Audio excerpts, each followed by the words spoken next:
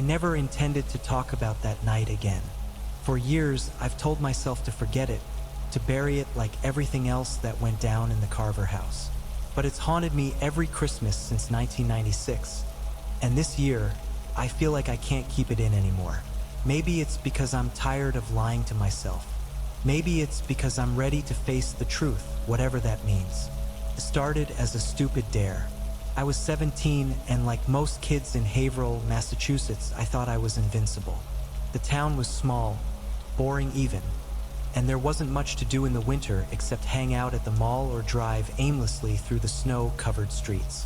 So when Jake brought up the Carver house that night, it sounded like the perfect way to kill time. "Come on, Ethan," Jake said, lighting a cigarette with shaky hands. "You've heard the stories, right? The Christmas room? The massacre. Nobody's been inside since the 50s. We'll be the first." "It's just a house," I muttered, pretending not to care. But the truth? The idea scared the hell out of me. Everyone in town knew about the Carver house, the place where some families supposedly lost their minds one Christmas Eve and hacked each other to death.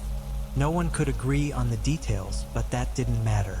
The stories alone were enough to keep people away. Amanda, the third wheel of our little group, rolled her eyes. "If it's just a house, then let's prove it. Unless you're scared."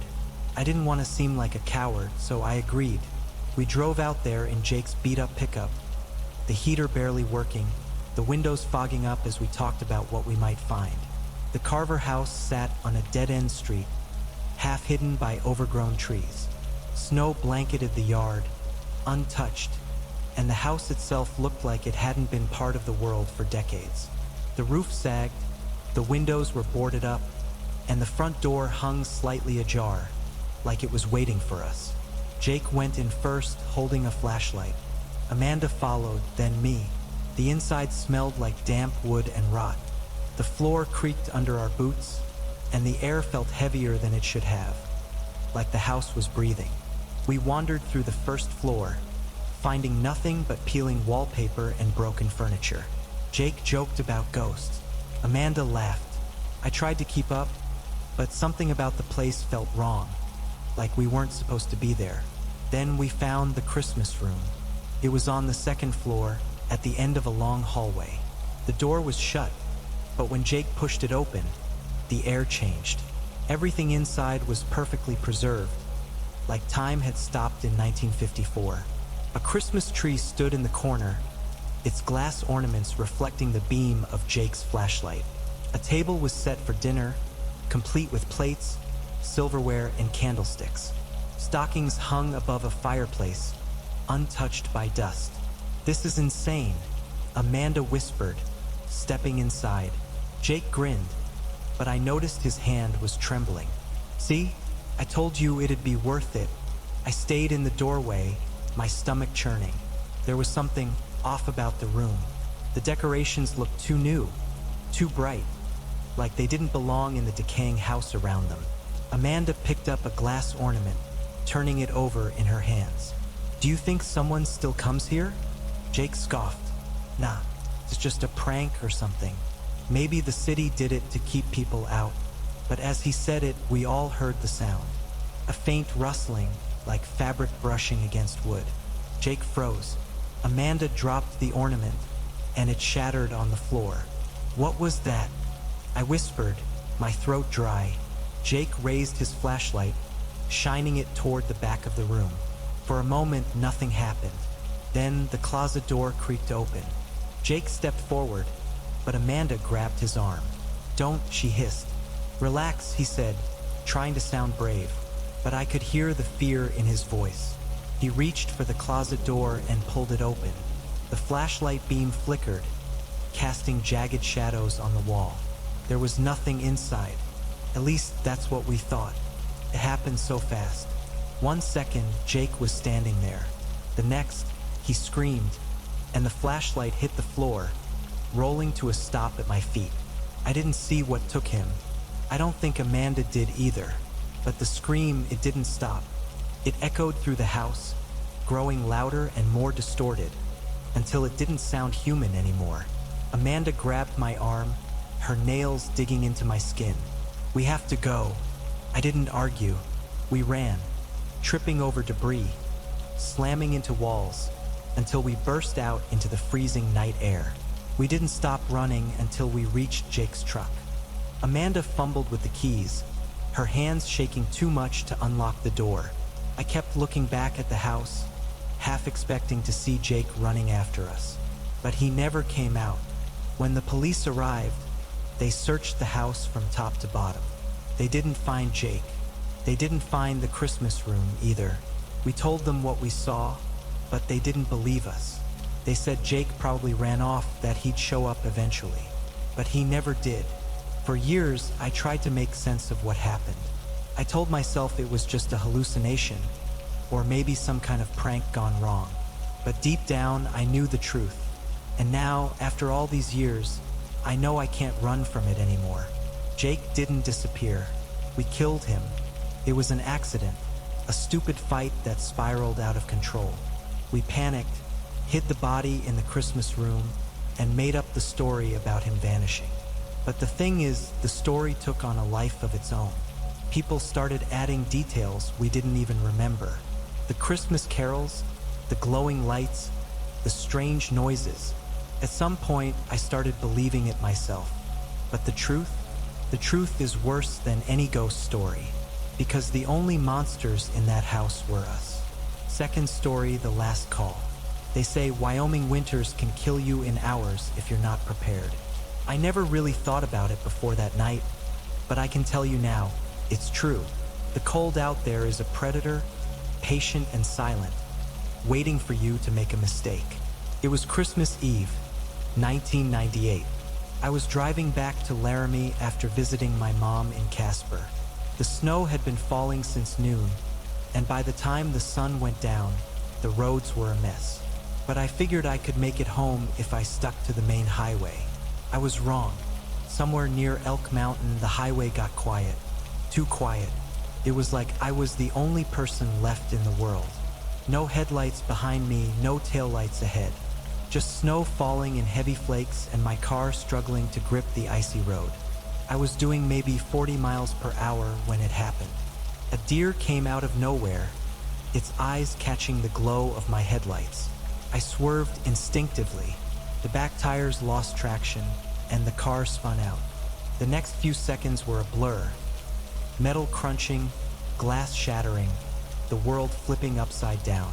When I came to, I was hanging in my seatbelt, the car resting on its roof in a snowbank. My ears were ringing, and my breath fogged up the broken windshield. I clawed at the seatbelt, finally managing to unhook it and crawl out through the shattered driver's side window. The wind hit me like a punch, stealing the air from my lungs. I pulled my coat tight and looked around. There was nothing but white, stretching out in every direction. My car was a dark smear against the snow, tilted at a sickening angle. My cell phone, a clunky Motorola I barely knew how to use, was in my bag. No signal. I stood there for what felt like hours, screaming for help. But no one came. The highway was empty, and the snow was piling up fast. That's when I saw the light. First, I thought it was another car, but as I squinted through the storm, I realized it wasn't moving. It was steady, glowing faintly on the horizon. A building, maybe? I didn't have much of a choice. I grabbed my bag and started walking. The snow was knee-deep, and every step felt like a battle. The wind tore at my face, and my fingers went numb inside my gloves. But I kept moving, one foot in front of the other, until I reached it. It was a gas station, or at least it used to be. The windows were boarded up, the roof sagging under the weight of the snow. A single street lamp flickered above the lot, casting just enough light to show me a payphone near the entrance. I ran to it, my boots slipping on the ice. The phone was ancient, the kind with a rotary dial and a thick cord. I picked up the receiver and pressed it to my ear, half expecting it to be dead. But there was a dial tone. My hands were shaking so badly I could barely dial 911. When the operator answered, I almost cried. "This is Ellen Myers," I said, my teeth chattering. "I've been in an accident." My car's on the side of the highway about a mile back. Please send help. The operator's voice was calm, reassuring. She asked me questions, my location, my condition, and I answered as best I could. She told me to stay put, that a patrol car was on its way. Then she said something strange. Is there anyone with you? No, I said. I'm alone. There was a pause. We're tracing your call. Just hold tight. Okay? Before I could respond, the line went dead. I backed away from the phone, my heart pounding. The storm seemed quieter now, the wind less fierce. But I could hear something else, static. It was coming from the gas station, from an old radio sitting on the counter inside. The boards on the windows were loose, letting in just enough light for me to see it. The static crackled, then softened, like someone was tuning the station. And then a voice came through. Walk back to the highway, it said. You'll see the patrol car's lights. It was a man's voice, calm and low, like he was speaking directly to me. I don't know why I listened. Maybe I was too cold to think clearly, or maybe I just wanted to believe someone was looking out for me. Either way, I followed his instructions. The walk back was easier than it should have been. The snow didn't feel as deep, and the wind didn't bite as hard. I reached the highway in what felt like minutes, and just as the voice had said, I saw headlights cutting through the storm. The deputies found me standing in the middle of the road, half frozen but alive. They wrapped me in a blanket and helped me into the patrol car. Where's the gas station? I asked, my voice shaking. The deputies looked at each other. What gas station? I told them about the light, the payphone, the radio. They exchanged another look but didn't say anything. Later, when I was warm and safe, they told me the truth. The payphone was real, but it hadn't been functional in over 15 years. The gas station had been abandoned since the 80s. They traced my call to that phone, but they couldn't explain how it had worked. They couldn't explain the voice on the radio, either, or how I'd managed to survive the cold long enough for them to find me. I've thought about it every Christmas since. Part of me wants to believe it was just a glitch, a freak coincidence. But another part of me knows better. Someone or something guided me that night, and if they hadn't, I wouldn't be here to tell this story. Third story lights in the woods. There are things that haunt you forever. Sometimes it's not the big, dramatic moments. Sometimes it's the little details. A smell, a sound, a flash of color. For me, it's the sight of red and green lights in the dark. It's been decades since that Christmas Eve in 1987, but I remember it like it happened yesterday. I was only 11 then, living with my parents and my older brother Mike in a small, weathered house on the edge of the woods in rural Vermont. Our lives were simple. We didn't have much, but Mike and I were close, and our parents worked hard to keep things steady. That year, the snow had come early and heavy, blanketing the landscape in thick drifts. Our dad had asked Mike to head out to the woods behind the house to chop some extra firewood. The forecast was calling for an ice storm, and we'd need to keep the wood stove running. Mike didn't argue. He was 16, tall for his age, and already had the quiet confidence of someone used to carrying responsibility. I wanted to go with him. I always wanted to go wherever Mike went. But Mom said no. Let your brother work, she said, ruffling my hair. Stay inside where it's warm. I watched him through the window as he trudged toward the woods. The axe balanced over one shoulder, his breath rising in plumes against the cold air. It was the last time I saw him. An hour passed, then two. By then, the sky was a deep slate gray, and snow had begun to fall again. Mike should be back by now, Dad said, pulling on his coat. I'll go with you, I blurted, already grabbing my boots. I couldn't explain why, but my stomach was tight with unease. Dad hesitated, then nodded. Stay close. We followed Mike's tracks into the woods, his boot prints still sharp in the fresh snow. They led straight to the clearing where we kept the woodpile. But when we got there, he wasn't anywhere to be seen. Mike, Dad called, his voice echoing off the silent trees. The tracks continued, winding deeper into the woods. We followed them, my heart pounding harder with every step. And that's when I saw them. The lights, faint at first, flickering through the trees. Red and green, blinking in a slow, rhythmic pattern. "Dad," I whispered, pointing toward the glow. He squinted, his face tightening. "Stay here, Peter." But I didn't listen. We moved toward the lights, the snow crunching loudly underfoot. As we got closer, I could see they were coming from the direction of an old barn that had been abandoned for years. It was about a quarter mile from our property, barely visible through the dense woods. The barn looked eerie in the fading light, its weathered boards and sagging roof blanketed in snow. The lights were strung haphazardly along the eaves, blinking weakly in the growing darkness. Dad pushed the door open, the rusted hinges screeching. The inside was empty. No Mike, no sign of anything unusual. The police came that night. They searched the woods for hours, their flashlights cutting through the trees. They found the axe, dropped in the snow near the clearing, but that was it. No other tracks, no other clues. By morning, it was as if Mike had vanished into thin air. In the weeks that followed, rumors started to spread. People whispered about UFO sightings, about strange lights and sounds in the woods. There had been stories for years about strange occurrences in the area, and Mike's disappearance added fuel to the fire. But I never believed the UFO theories. The lights I'd seen weren't otherworldly. They were Christmas lights strung up by human hands. For years, I tried to push it all out of my mind. I moved away, started a life of my own, but I never stopped thinking about Mike. What happened to him? Where did he go? Then, about 5 years ago, I came back to Vermont. Mom and Dad had passed, and I inherited the old house. It was strange being back, but part of me hoped I might finally find some closure. I didn't expect to stumble across the truth.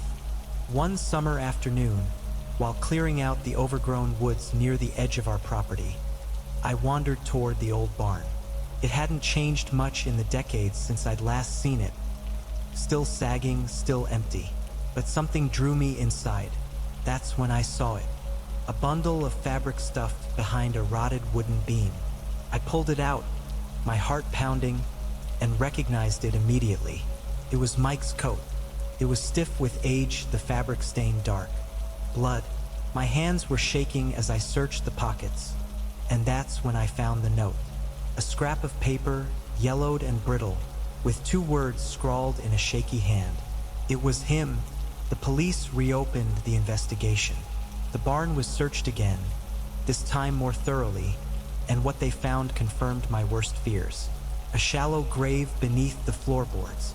Skeletal remains, identified through DNA as Mike's. The neighbor who owned the barn, a reclusive man named Henry Rourke, was long dead, but the evidence pointed to him as the culprit. He'd had disputes with my parents over land boundaries, though I'd never known the details. The theory was that he'd lured Mike to the barn using the Christmas lights, then killed him in a fit of rage. I thought finding out the truth would bring me peace, but it hasn't. The lights still haunt me. Every Christmas, I see them in my mind, blinking through the trees, and I wonder how long Rourke had been planning it. How long had those lights been waiting for Mike? Some nights I dream of the barn, and in the dream, the lights aren't just on the eaves. They're everywhere, stretching into the woods, leading me deeper and deeper into the dark. 4th story, the red snow. I've never been a believer in the supernatural. Life is messy enough without adding ghosts or monsters into the mix. But after what happened to me and my friends that Christmas in 2018, I can't explain things the way I used to. I've tried to make sense of it, tried to file it away as bad luck or coincidence. But some details just don't add up. It started as a simple idea. 4 of us, me, my best friend Greg, his girlfriend Sarah, and our buddy Lucas, decided to rent a cabin for Christmas. We were all in our late 20s, tired of the chaos of city life in Spokane, Washington. We wanted to escape, disconnect, and spend the holiday in quiet. We found the perfect spot about an hour outside the city. A small, rustic cabin tucked into the woods, accessible only by a winding gravel road. No Wi-Fi, no cell service, and plenty of snow. We arrived on Christmas Eve, hauling supplies for the weekend: firewood, food, a few bottles of whiskey. The first night was perfect. We lit the fireplace, played board games, and watched the snow fall outside the frosted windows. Felt like something out of a postcard. The next morning, Christmas Day, I woke early. The fire had died during the night, and the cabin was cold. Wrapping myself in a blanket, I decided to step outside and get more wood from the pile out back. The moment I opened the door, I froze. The snow around the cabin was pristine except for one thing: footprints. They were everywhere, circling the cabin, crisscrossing the yard, some leading into the woods. At first, I thought it might have been animals, but when I stepped closer, I saw something that made my stomach drop. The prints weren't just deep, they were stained red. I yelled for the others, and soon we were all outside, staring at the tracks. "Is that blood?" Sarah asked, her voice barely above a whisper. Greg crouched down, brushing snow away from one of the prints. "Looks like it, but what the hell could have done this?" "Bear?" Lucas offered, though he didn't sound convinced. I shook my head. Bears hibernate this time of year. The prints were large, almost like a human's, but with an odd, dragging quality, as if whatever made them was injured or wrong. Without cell service, we couldn't call for help or even look up the nearest ranger station. Greg suggested we stay inside, keep the doors locked, and wait for the weather to clear before trying to leave. It sounded reasonable enough at the time. That night, none of us could sleep. Every sound, the wind against the cabin, the creak of the old floorboards, made me jump. Around midnight, we heard it. A faint crunching sound, like footsteps in the snow. We all froze, exchanging nervous glances. Greg grabbed the flashlight, and we crept to the window. There, just beyond the tree line, we saw them, the footprints. Fresh ones, glowing faintly under the moonlight. They weren't just random this time. They formed a perfect circle around the cabin. "Jesus Christ," Greg muttered. "Who would do this?" Sarah asked, her voice shaking. "Is someone messing with us?" Lucas grabbed the fire poker, his knuckles white. "If they're out there, let them come. I'll deal with them." But no one came to the door. No knocks, no voices. Just the quiet crunch of snow and the endless red tracks. By morning, the storm had picked up again, covering the prints in a fresh layer of snow. We tried to convince ourselves it was over, that maybe the weather had scared off whatever or whoever had been out there. But then we noticed Lucas was gone. His sleeping bag was empty, his boots missing from the corner by the door. At first, we thought he might have stepped out to relieve himself. But when he didn't come back after 10 minutes, panic set in. We bundled up and ran outside, calling his name. Nothing. The fresh snow was unbroken, except for a single pair of tracks leading to the front porch. There, hanging neatly on the railing, was Lucas's coat. Greg pulled the coat down, his hands shaking. "Why would he take his coat off?" Sarah asked, her voice rising in panic. "It's freezing out here." We inspected the coat. That's when we saw the marks. Dark smears, like dried blood, on the sleeves. But what stopped us cold were the impressions on the fabric, handprints. Human handprints, pressed so deeply into the material it was as if someone had gripped it with impossible strength. We bolted back inside and locked the door. Hours passed, then another long, sleepless night. By the time the storm cleared on the 27th, we'd packed our bags and left the cabin, abandoning most of our things. A few days later, the local authorities found Lucas's body deep in the woods, his injuries consistent with a bear attack. They said the bear had likely been wounded by a hunter, which explained the bloody tracks and erratic behavior. But there were things they couldn't explain, like how Lucas's coat ended up on the porch, or how the tracks kept circling the cabin, even when we were watching. I don't talk to Greg or Sarah much anymore. We tried, at first, to stay in touch to make sense of it all. But every conversation ended the same way. with the silence that comes when you don't want to say what you're really thinking. That it wasn't just a bear, and that whatever it was, it left Lucas's coat as a warning. For us, fifth story, the ringing doorbell. If you've ever spent Christmas in Alaska, you know how the darkness can creep into your bones. Anchorage in December isn't just cold. It's an abyss, where the sun barely scrapes the horizon for a few hours before vanishing again. My family always tried to make up for the gloom with bright lights, too much food, and enough holiday cheer to stave off the encroaching shadows. But Christmas Eve in 2003, that night the darkness felt alive. I was 17 then, living with my parents and my little brother, Sam, who was only 8 at the time. Our house was tucked into a quiet neighborhood on the outskirts of Anchorage, close to the woods. It wasn't unusual for the forest to swallow up sound, leaving the world outside eerily silent. That year, Christmas Eve was bitterly cold, the kind of cold that freezes your breath in midair and makes the snow crunch like broken glass underfoot. My mom was in the kitchen finishing a pie while my dad watched an old Christmas movie in the living room. Sam and I were sitting by the tree, arguing over who got to open the first present at midnight. The first ring of the doorbell came at 11:30 p.m. It wasn't loud, just a short chime that echoed faintly down the hallway. My dad muttered something about late-night carolers as he pushed himself off the couch to answer it. Who the hell would be out in this cold? He grumbled, more to himself than anyone else. When he opened the door, there was nothing but the still, frozen night. No carolers, no footsteps, nothing, except for the tracks. I was peeking around the corner, curious, when I saw them, 2 crisp lines of footprints in the fresh snow. They started at the porch and trailed back toward the woods. Kids messing around, my dad said, closing the door with a shrug. He wasn't wrong.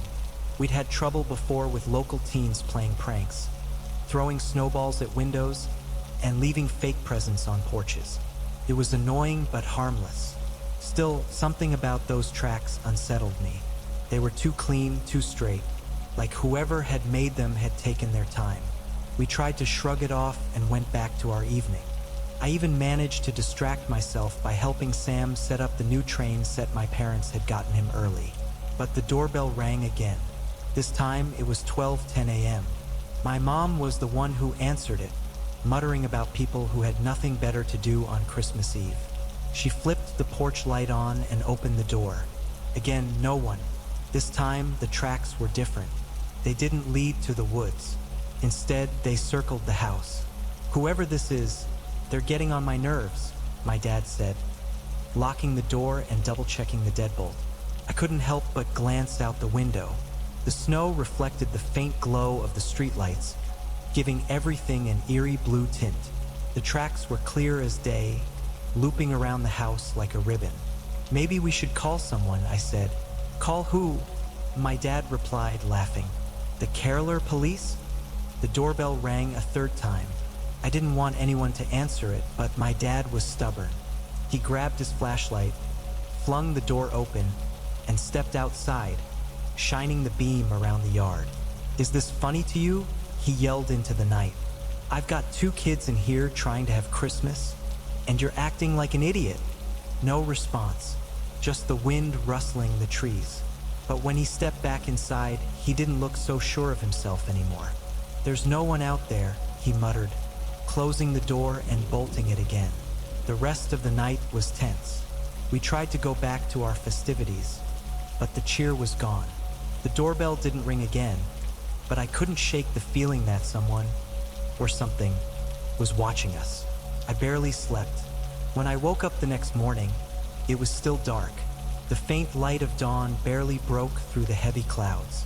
I made my way to the kitchen, expecting the usual chaos of Christmas morning. Sam tearing into presents, my mom fussing over breakfast. But everyone was quiet, standing in the hallway by the front door. Don't touch it, my dad said sharply as Sam reached for something taped to the door. It was a note, plain white paper, folded in half, with blocky letters scrawled in pencil. You shouldn't have opened the door. We called the police immediately. When they arrived, The officers took a quick look around the property and found more tracks in the snow. Not just one set or two, but several. They circled the house, crisscrossed the yard, and even led up to some of the windows. The cops said they'd increased patrols in the neighborhood recently because of a string of burglaries. Whoever was behind it had been using the holiday season as cover, targeting homes where they thought people wouldn't lock up properly or where they'd be too distracted to notice someone lurking outside. They said the prank at our house was likely a group of burglars testing to see if we'd answer the door. Apparently, a police cruiser had passed by our street around midnight, and that was probably the only reason we weren't robbed, or worse. Other houses in the neighborhood weren't so lucky. Over the next few days, we heard about families coming home to shattered windows and missing valuables. One house a few streets over had been completely ransacked while the owners were away. The thought of what could have happened if my dad hadn't locked the door, or if we hadn't been home at all, still makes my skin crawl. We don't live in that house anymore, but to this day, I can't hear a doorbell without freezing in place. Every Christmas Eve, I make sure all the doors and windows are locked, and I keep a baseball bat by my bed, because whoever it was out there that night, they weren't just playing a prank. They were waiting for something, and if they'd gotten inside, I'm not sure we'd have lived to tell the story.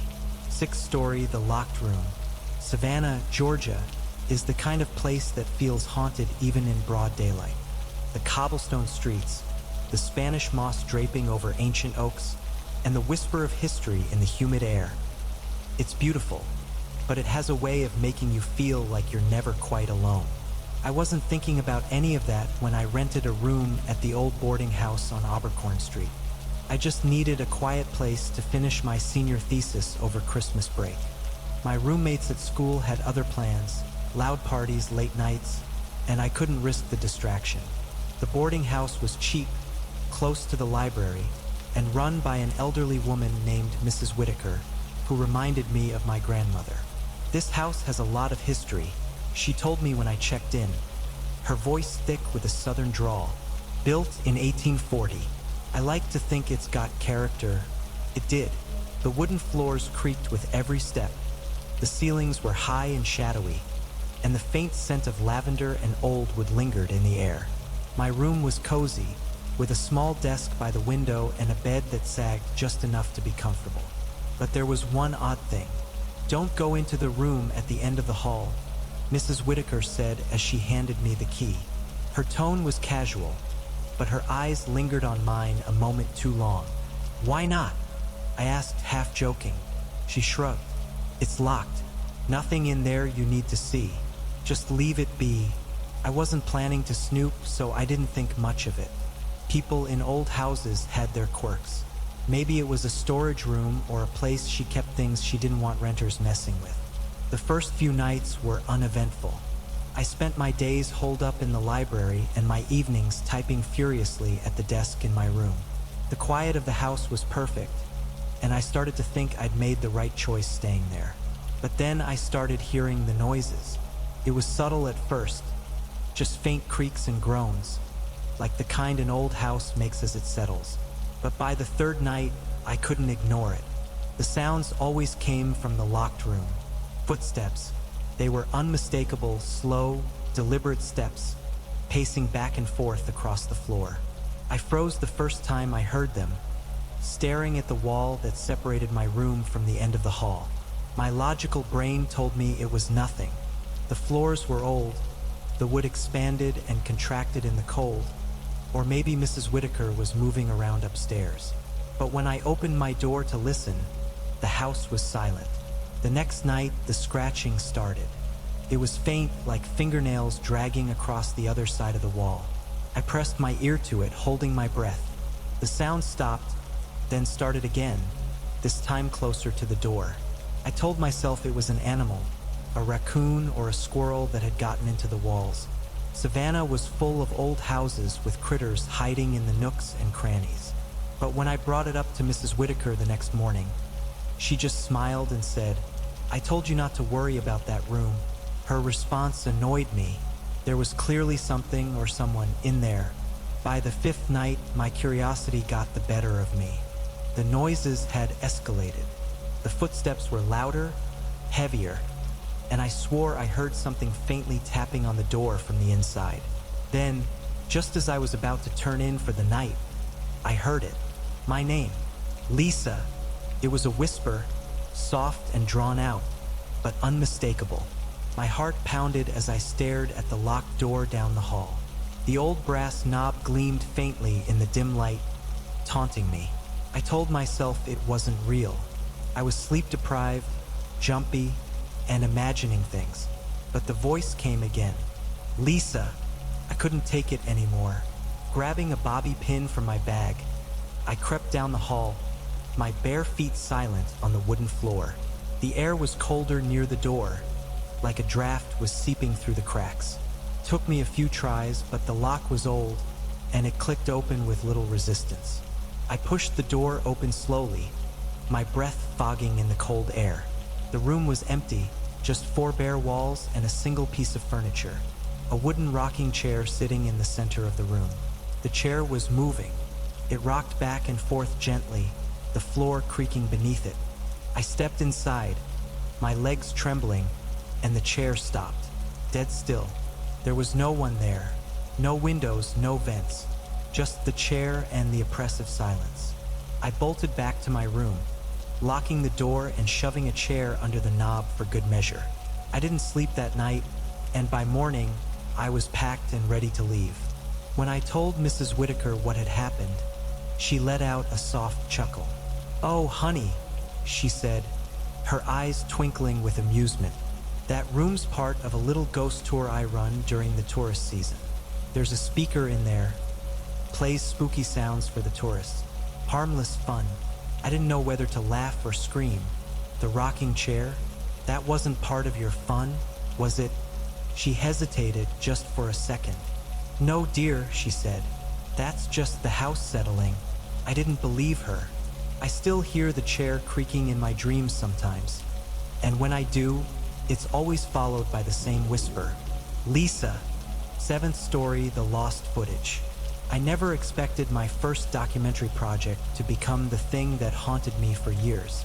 Back in December 2011, I was just a 24-year-old film student in Austin, Texas, hungry for experience and desperate to build a portfolio. The idea for the short film came from a conversation with my professor, a documentary on small-town Christmas traditions. Simple, heartfelt, and a safe bet for showcasing my skills. I wanted authenticity, so I ventured out to the nearby suburbs, knocking on doors and asking people if I could document their holiday preparations. Most said no or gave me awkward looks. Some let me film their lights or nativity setups but didn't want to be interviewed. Then I found her. Her name was Margaret Hale. Her house sat at the end of a long, tree-lined road just outside the city. It wasn't particularly grand, but the decorations were stunning. Twinkling white lights framed the windows, wreaths hung from every door, and the yard was filled with vintage Christmas figurines. Carolers, reindeer, snowmen. Felt like stepping into a snow globe. She answered the door with a warm smile, her silver hair pulled into a neat bun. She wore a festive red sweater adorned with tiny embroidered snowflakes, the kind only someone's grandmother could pull off. "You're a filmmaker?" she asked, her voice soft but steady. "Yes, ma'am," I replied, nervously holding up my camera. "I'm working on a documentary about Christmas traditions, and your decorations are beautiful. Would you mind if I filmed them?" Her face lit up. "Oh, of course, dear. Come in, come in." The house was just as festive inside. Garland draped across the mantel. Candles flickered in the windows, and a massive tree stood in the corner of the living room, covered in delicate glass ornaments. Margaret was eager to talk. She told me she'd lived there since the 1960s and decorated the house herself every year. "It's my favorite tradition," she said. "Christmas is such a magical time, don't you think?" I filmed as she spoke, capturing her stories about Christmases past, her late husband, and how she'd once hosted caroling parties for the whole neighborhood. She had an old-world charm, the kind of grace you don't see much anymore. When I left, she waved from the porch, framed by the glow of her lights. Whoa, look at these. Inside were 6 glass ornaments, each the size of a fist. They were stunning, perfectly round, with swirling patterns of red and gold that shimmered in the light. They didn't match anything else in the collection, and my mom looked puzzled. "I don't remember these," she said, holding one up. "Maybe Grandma bought them and never used them," my dad suggested. "She was always buying new stuff. They were too beautiful to leave in the box, so we hung them on the tree, spacing them evenly among the branches." For the rest of the day, the house was filled with the usual chaos of holiday prep. Wrapping gifts, baking cookies, and trying to keep Emma from eating all the frosting. That night, as I lay in bed, I thought I heard something strange. It was faint, almost imperceptible, like muffled laughter. I sat up, straining to listen, but the house was silent. The next few days passed uneventfully until Emma mentioned the sound. "I keep hearing someone laughing," she said one morning over breakfast. "It's like really quiet, but it's coming from the living room. Probably the TV," my mom said, not looking up from her coffee. "It's not the TV," Emma insisted. "It's weird." My dad laughed. "Maybe Grandma's ornaments are haunted." Emma didn't laugh. Neither did I. That night, I stayed up late finishing a paper for school. The house was quiet, the only sound the hum of the heater. Around midnight, I got up to stretch and grab some water. As I passed the living room, I stopped dead in my tracks.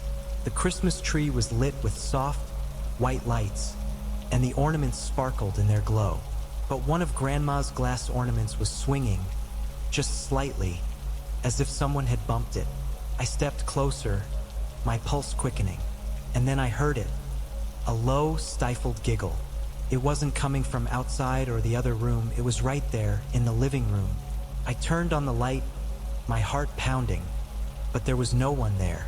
The next day, I told my mom, but she brushed it off. "You were probably tired," she said. Emma, however, was adamant. "I told you, it's the ornaments."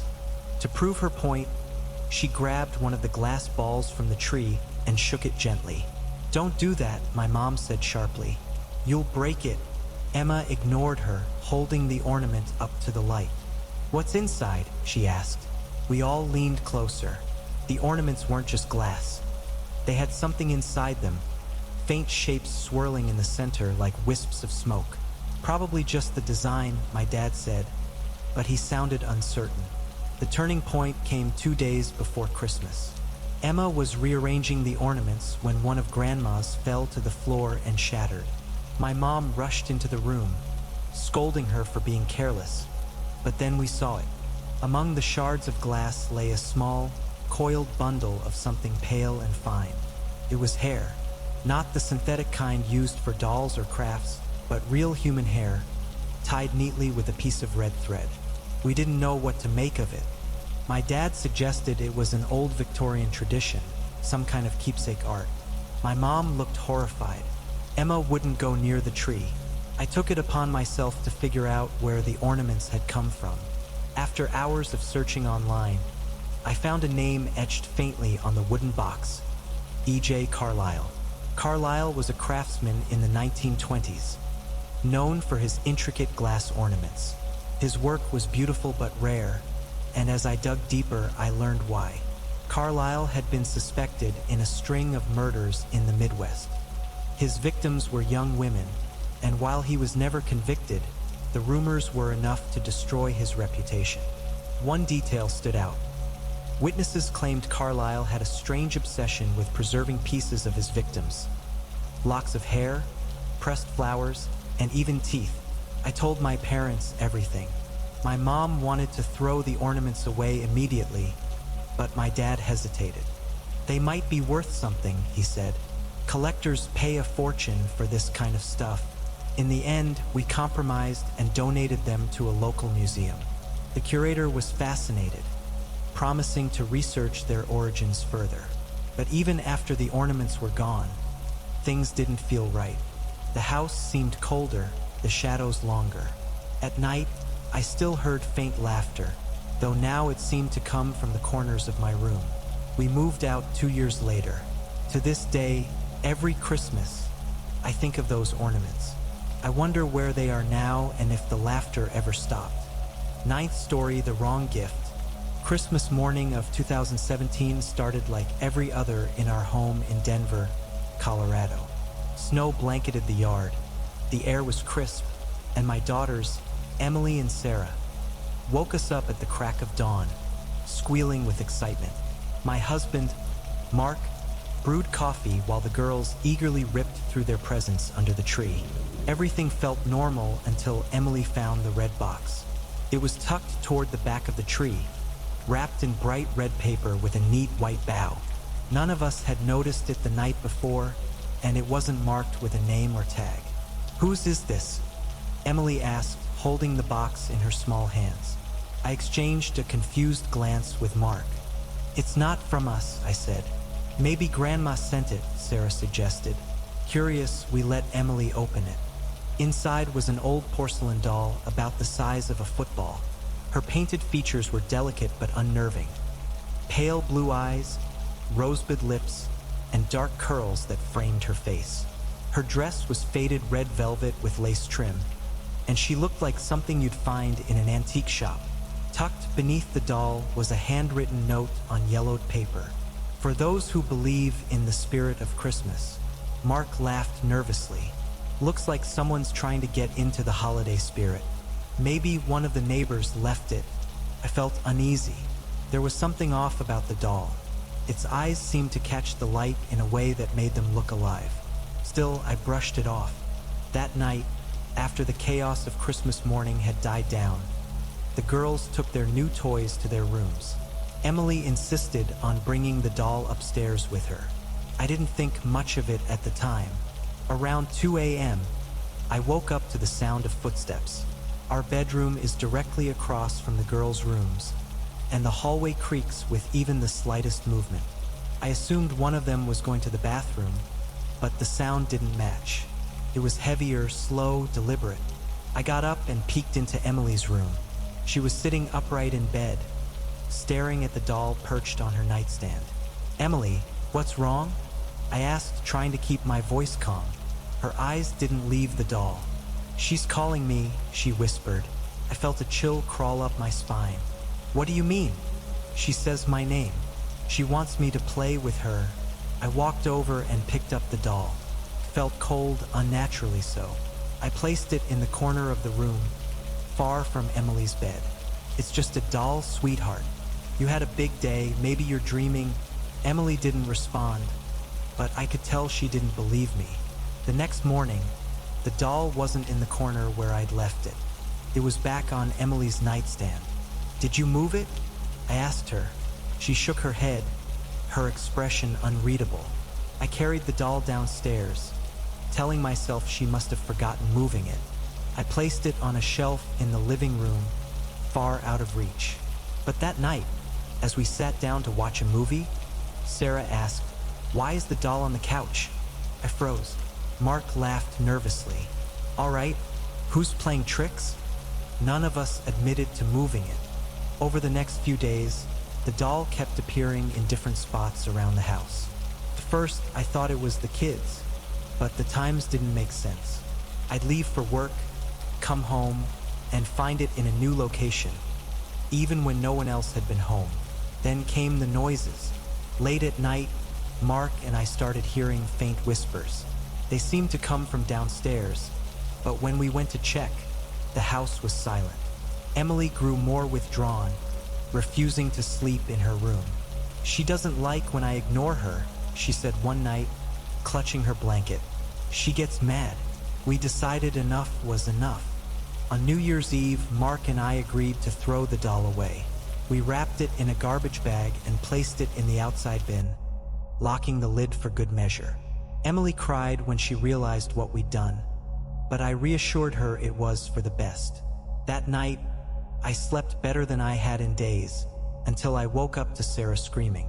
I ran to her room, my heart racing, and froze in the doorway. The doll was sitting at the foot of her bed, its blue eyes glinting in the moonlight. The next morning, I called a neighbor, Mrs. Lind, to see if she'd noticed anything strange. She hesitated before confessing that her teenage sons, Kyle and Brandon, had been playing a prank on us. They had slipped the box under our tree on Christmas Eve as a joke, then snuck into the house at night to move the doll around. They thought it would be funny to scare us, but when they realized how upset we were, they panicked and stopped coming over. I wanted to believe them. It explained the doll's movements, at least, but it didn't explain the whispers. Even after we learned the truth, the house didn't feel right. Emily still refused to sleep in her room, and the whispers continued. Mark dismissed it as paranoia, but I knew better. On January 3rd, I woke up to find the doll sitting in the middle of the living room, even though I had locked it in the garage the night before. The same note, "For those who believe in the spirit of Christmas," was tucked under its hand. We moved out by the end of the month. I don't know what Kyle and Brandon really did or didn't do. All I know is that something came with that doll, and it hasn't left us entirely. Even now, in our new home, Emily sometimes wakes up crying. "She's here again," she whispers. And some nights, when the house is silent, I swear I can hear faint laughter.